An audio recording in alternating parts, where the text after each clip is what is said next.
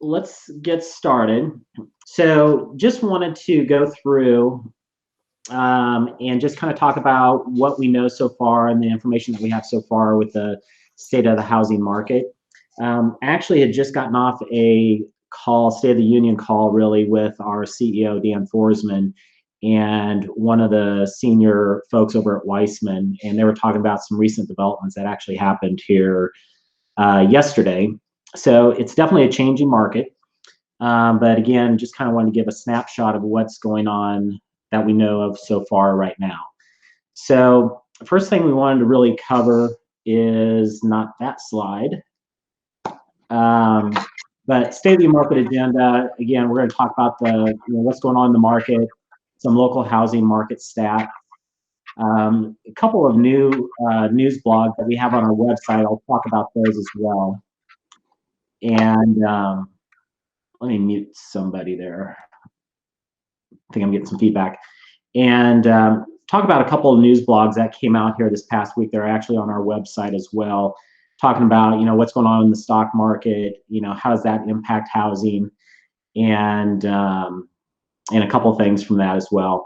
And then also just kind of what experts are talking about, once we get through this pandemic, what are the people in Wall Street thinking is going to happen with the economy and everything once we get out of here. So let's continue on. So state of the housing market, like I said, this changes daily, every other day. New information came out yesterday, and I'll talk a little bit more about that. But on March 28th, the Homeland Security did issue that real estate agents and really anybody associated with home building and the real estate market is deemed essential. So that can be, real estate agents, inspectors, anybody really associated with that. So that was more of a national mandate. State and local governments also have their own laws and rules that they put in place. And one thing that I have learned as well is, I'm on a mastermind group once a week with several agents from across the country, anywhere from California, Colorado, and even a couple agents that are up in the Northeast. And one of the agents up in the Northeast in Pennsylvania has said that they have essentially been locked down for almost 2 weeks now, where they can't even leave the house. And they actually could lose their license if they left the house. So they're under very strict lockdown. People out in California had been in lockdown, but now they had a little bit more looser flexibility as far as being able to go and show homes out there. Now, where we're at here locally is, right now, if you have a contract, you can still facilitate your obligations within that contract. So, if you have an inspection, the buyer and the agent can go to the inspection, the inspector can be there. Of course, we're still abiding by all the safety rules as far as, the homeowners shouldn't be there during inspections. And really, it's probably going to be more the inspector's going to go through and do the inspection on their own. But one of the things that came out here today, and it's still a little bit unclear, is if you don't have a contract, can buyers still go out and see homes? I think it's a little bit questionable right now, and we're still waiting on clarification from our legal team. But at this point, it sounds like buyers may not be able to go out and look at homes unless they're under contract. So again, this changes day by day, and it could be different for the next week. So local housing, again, we just talked through, what's going on in the local market, from showings to listings. Some of the things that we have put in place, and it's been in place for a couple of weeks now, is that we do have guidelines for, safety practices for our sellers. So we've got a, document here that talks about, what are the things that we're doing to make sure our sellers are protected during this time. We've got information and practices for buyers agents and their clients, if they're actually doing showings, what are the things that they need to abide by to make sure that everybody's safe as well. So one of the brochures that Berkshire Hathaway has and our team has come up with is to put these into our listings again to make sure we're abiding by safety standards. We even have showing etiquette. So not only for us when we're out showing homes, what's the etiquette that we need to abide by, but also any buyer's agents who are showing our homes, what do they really need to do and what are the guidelines? So we've got all of those in place. Our team has been set up for virtual showings. We've actually done several virtual showings for buyers, even for a couple of buyers for other agents who weren't able to go see the home. So we've done that, and that really entails a live webinar, just very similar to the tools that we're using right now. Is that one of our buyers agents can be at the home and connect with a prospective buyer and walk through the home, talk to them just as if it were a normal showing. I know a lot of our partners too have gone to virtual showings as well. Talked to one of our stagers here a couple days ago, and she's actually able to do virtual staging as well, pretty much from using the same tools and doing all that. So again, things haven't stopped, but things have changed the way we have been doing things. So it's all good. We're adapting, which is great for our clients and everybody. So some questions have been, why is real estate deemed essential services? And I think there's two reasons. One is, people have to have a place to live. And, we've got some clients that are moving from out of state that, are already under contract with new construction. We can't just keep them from moving here because it's already been in place. But even here locally, buyers and sellers, there's just a definite need for some people that they just have to make a move. So we've got to be able to facilitate that.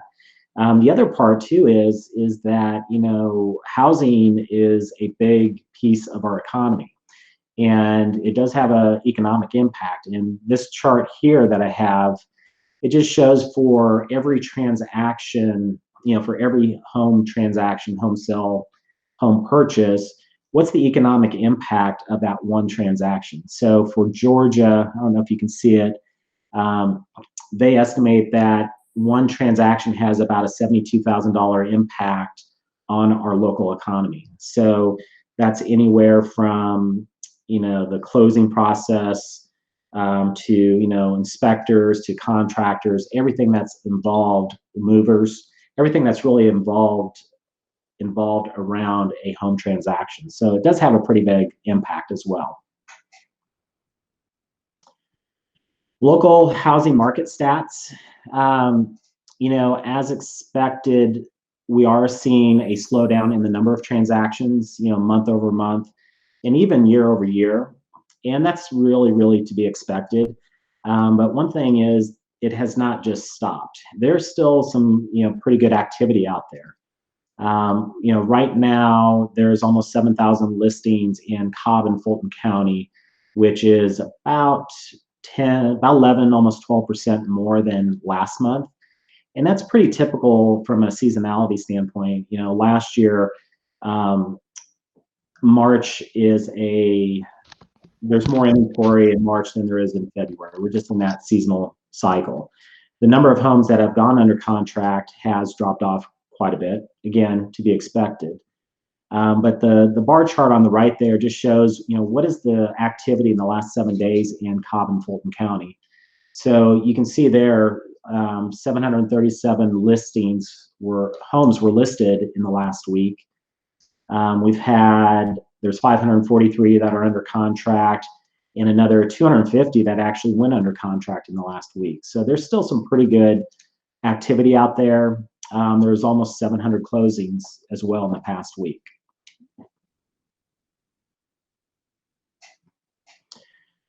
Current market stats, again, this is more of a 13, 14-month trend. Again, you can kind of see the seasonality, February, March growth in number of listings, which is the lighter green bar chart. The red line are the homes that are under contract at that month. The dark green are the homes that have actually closed. So you can see January, February of this year, we did have a pretty good, strong first 2 months of the year, which was kind of unusual. The market did start much earlier this year. And of course, when March numbers come out, we do expect the inventory numbers to be higher. The number of pendings, I'm sure, will be off from month to month. So stock market has been very volatile over the last month. Again, to be very expected, given the sheltering in place and what's going to happen, what's happening with businesses temporarily shutting down. And one of the things that I've heard this from multiple sources is, what is going to be the impact of housing? And from multiple sources, and this is just one of them here, is that a lot of the professionals in the business, on Wall Street, economists, they're really looking at this as more of a short-term blip versus the housing market crash back in 2008, which lasted several years. They're really comparing this to more of a similar event like 9/11, where it was an outside force that impacted the economy, had a big impact immediately, but it recovered fairly quickly, in months versus in years as the housing market crash. So that's really what Wall Street and again economists are thinking is going to happen with our economy. And this particular article is on our blog at petersenpartners.com, and you can go through and read the full details of it.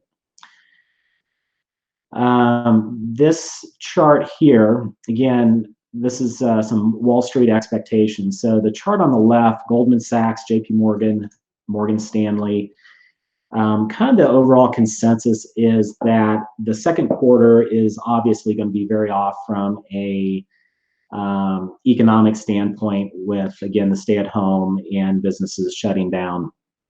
But with all the fiscal stimulus that the government has been putting in place, a lot of that you probably aren't going to see for a few months down the road. For example, when they went to 0% interest rates to banks, that probably won't trickle down into the economy for another couple of months.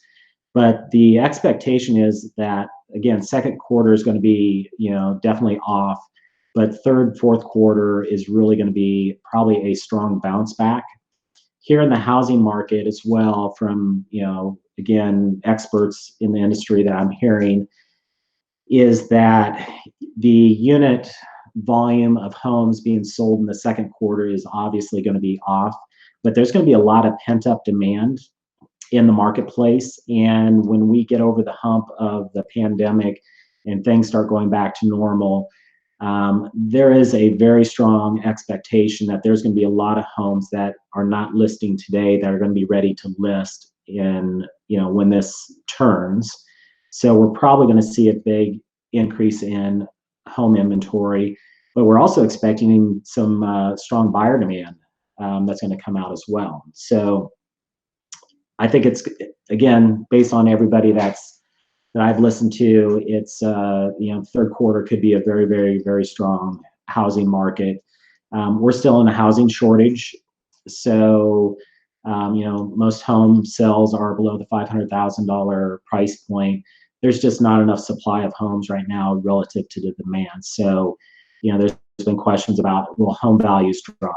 I think in the lower price points, it's not expecting to. Higher price point homes, there's more inventory out there relative to demand. So we may see some adjustments up there, but we'll see. But I think overall, home values should still be pretty strong coming out of this. So that really wraps up kind of more of a market summary. I know the market is very local, so how this really impacts individuals in your local market, whether it's your local zip code, city, etc., is different than what it could be in another city, etc. So we do have clients that have a lot of questions. They're not necessarily thinking, I need to buy or sell today, but what about third quarter? What about fourth quarter? And again, a lot of questions about, what should we do? What should we do to prepare for when we're ready? So we're having a lot of those conversations right now just to prepare everyone. And that way we have a good, strong plan once we're ready to execute it. So if there's any questions, again, specific to your circumstance, reach out to us. We're happy to talk, free consultation. Again, just talk about how this could impact you when you're ready and for your circumstance. So reach out to us. Our website, petersenpartners.com. And this is our contact page where you can call us directly, schedule a call, email us, put a message in the down below on Facebook or wherever this is being published. And we're happy to set up a time and just have a good conversation. Hope you have a great day and have a great week. Thanks. Bye. Thanks, Dan. Thanks, Dan.